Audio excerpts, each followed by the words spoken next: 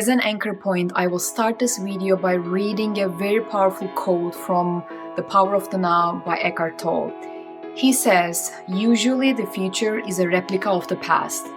Superficial changes are possible, but real transformation is rare and depends upon whether you can become present enough to dissolve the past by accessing the power of the now. What you perceive as future is an intrinsic part of your state of consciousness now. If you had enough of the same old situations in your life, different places, different faces, but the similar issues persist, or if it seems like no matter what you do, the changes you initiated seem like they can't pass the test of time, you go back to where you started and finding yourself tackling with these sticky, repeating patterns again and again. If any of these that I've just shared with you somehow resonated with you, then I'm so lucky that I found you, because after you have seen this video, your life will never be the same again. The way how you look at your problems will completely change with the help of this two books and the quotes that I will share from these two books. This one probably you know, it's the very famous book from Eckhart Tolle, The Power of Now, but I bet you haven't heard of that one because this one is not the famous, it's not as famous as the first one.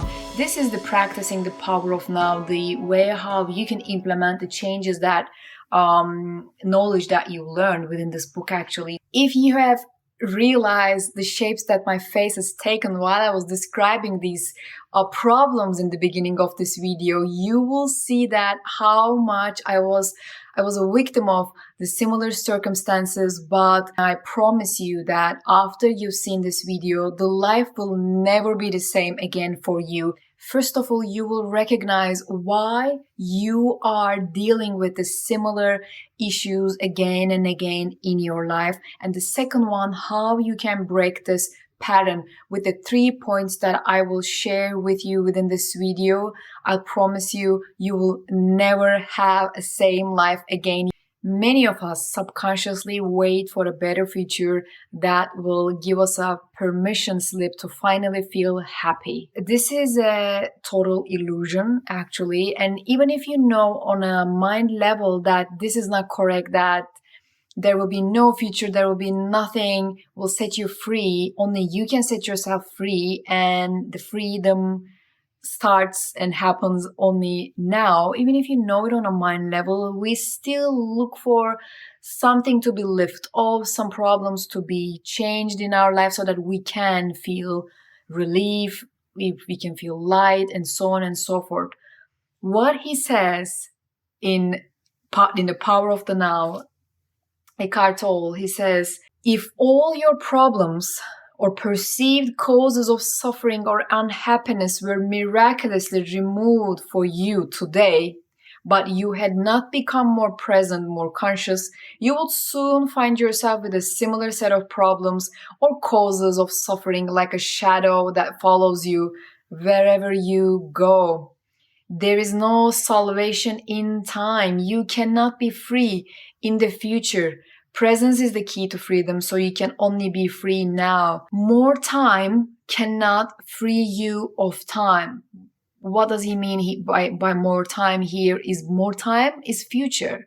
So more time cannot make you free of time. In order to make more sense of what we've just read together, we need to know what time means for Eckhart Tolle. Time for Eckhart Tolle means two different things. One is clock time, and the second one is psychological time. Learn to use time in the practical aspects of your life. We may call this clock time, but immediately return to the present moment awareness when those practical matters have been dealt with. In this way, there will be no build-up of psychological time, which is identification with the past and continuous compulsive projection into the future. So by clock time, Eckhart Tolle means the time that we use in order to run our day in a practical way. You know, like what time we need to wake up in the morning so that we can catch the flight or things like that. And so by psychological time, what he means is the identification that we created with time. So what happened 5 minutes ago is just past and done, it's gone. But if we are still thinking about what has happened, then we are creating a suffering, we're creating a pain for ourselves because we are creating a build up of time. And the biggest reason why we create suffering when we think about the past and we create an identification with the past, when we create this build up of time, is because we think about it in the most negative way possible. What should have happened? What should I have said to that person? And so on and so forth. There's one more distinction that will highly likely help us along this path that we're walking together within this video. And that one is life situation and your life. This distinction was very helpful in my journey. And Eckhart Tolle says that life situation is this, all the things in events and situations that is a result of the build up of time. So these things that you still think about the past and you obsess over about the future are a part of your life circumstances. The relationship that you have with someone, every time that you see this person, you still see them with the eyes of the past and what they have done to you, rather than approaching the situation with a fresh and new eyes and starting anew.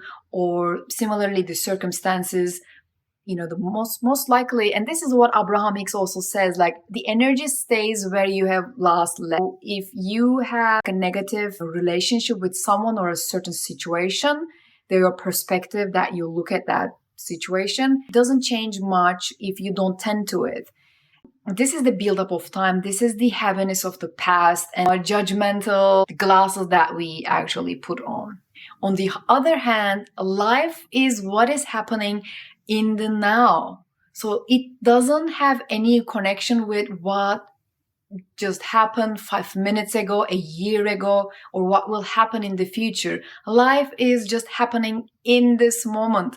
I mean, if you are talking to a friend and describing a situation with a person, and what happened between you and that person 5 minutes ago, 10 minutes ago, a year ago, what you're doing is you're describing your life circumstance, not your life itself, because you're more than that, you're bigger than that, and you have more potential and you can create anything that you want to have in your life. You're not a victim of what has happened in the past. So having all these powerful knowledge and putting them on the background, we can come back to our sticky, painful life situations.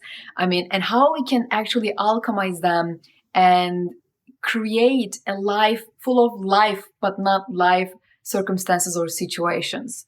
So there are 3 things that you need to be mindful about turning your life situation into life. First point is awareness. Knowing that awareness is helpful doesn't have enough power to make some changes, because if you cannot implement this knowledge of awareness, that awareness is important, and if you cannot implement it into your life and remember it when it is so crucial in those times when you're all built up with those heavy emotions, and be able to remove yourself from these circumstances and remember to bring awareness into the situation, then knowledge is not helpful to you at all. Okay, so let me give you a tangible example so that you can identify the similar situations in your own life. And at the end of this point, I will bind this knowledge with a delicious, juicy quote from the book. So let's say you're driving in the traffic and then something that makes you really angry. And on top of that, it reminds you how angry person you are and how easily you get triggered. And you also get upset with yourself because you promised yourself that you're not going to give any of your energy to little small things that's happening in your life, and you're not gonna allow them to drain your energy. But here you are again, you did it again. And you get upset, you get angry with that driver. What you need to do, no matter who's right, who is wrong, and what do I mean by that, I will explain it in the second point.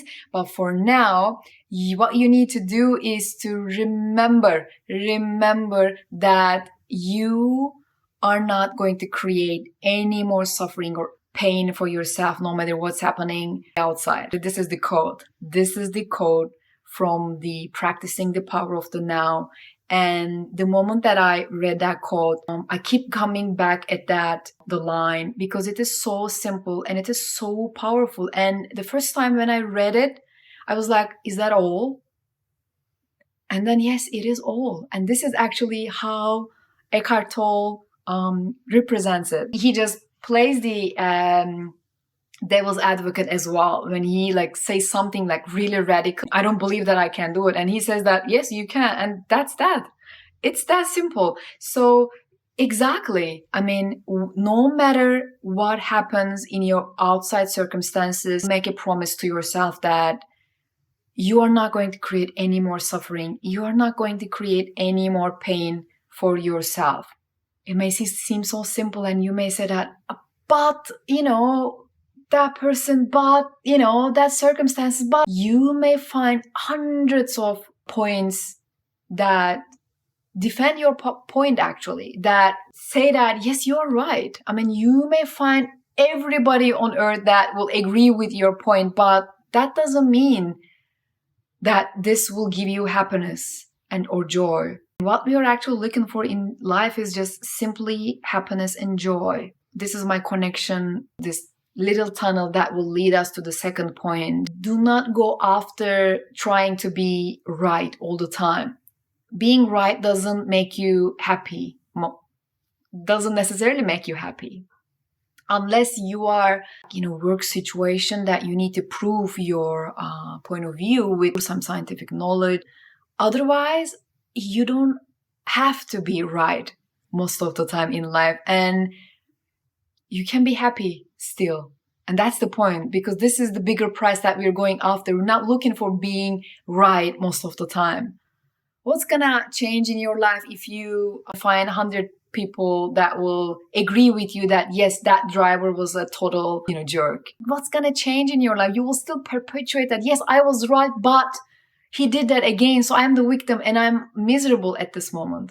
So without just, going in all directions, I wanna summarize the first and the second point. The first point was, knowledge is not enough unless we implement it. And the knowledge here was awareness. We need to remember, no matter what happens on the outside, I make a promise to myself that I will not create any more suffering, any more pain. I will not create a life situation. I will not create a buildup of psychological time. You don't have to be right in order to be happy. And I am right. You're creating suffering for yourself. And the more you put your focus on the suffering and what is going on in your life, circumstances and your life situation, your judgment, and put yourself away from enjoying your life, that it will be 100%, guaranteed that your life situation will continue if you keep putting your energy on it. No matter what is happening on the outside, I will promise myself that I won't create any more suffering, any more pain for myself. And I don't have to be right all the time. I just want to be happy. The third point, how you can stop the past from repeating itself, from coming back at you. Change is not about what happens on the outside. It's about how you respond to what happens. When you make a change and when you are very sure that you have changed internally, the next thing that happens on the outside will be a reflection and will be a match to your previous state, rather than the state that you currently occupied, which is the change state. He calls it as echo effect. The past will echo as a first reaction. The change is not what you see on the outside. It is how you respond to it. When you respond to these circumstances that's happening outside of you in a changed way, the first thing that you need to do, if you are claiming that you have changed, is not to look for the change circumstances outside of yourself to see the changes happening on the outside. You need to change. Waiting outside circumstances and people to change to reflect our self-worth. I don't need anything to change for me to believe that I have changed and life will be changed here onwards. I will respond actually in a changed way. This driver cutting from where he supposed not to. It doesn't trigger anything within myself. If it does, then I didn't change. First, what I need to do is to change my response to it. And the moment that nothing and anything can trigger me anymore because I am changed, I made a promise to myself that I will not create any more suffering for myself. Happiness and joy is my main target. I am ready to see every change that I am expectantly waiting to see on my outside reality, aka my manifestations. I hope you like this video. Change can come and not necessarily come out of very structural knowledge and information. You need to journal about it, you need to make a list about it, you need to meditate like 15 minutes about it. We need to have this fundamental knowing to be at place in order to put these building blocks afterwards. That's why the change sometimes is hard to stick with us. The more we simplify the knowledge that we will come back at the turbulent times, the more it will be easier for us to come out stronger on the other side. I really want to thank the spiritual teachers, whomever it might be for you in this video, who are lighting our way. I was mentioning Eckhart Tolle, I was mentioning Abraham Hicks and Bashar. You can go and check my Instagram account, Manifest with Books. You can also check my Instagram account, Begum. I will put those names and the links down below for like similar contents. I love quoting big knowledge. I hope this video helped you in some way. It was a pleasure for me to have you in this video. I'll see you in the next one, and until then, please take care.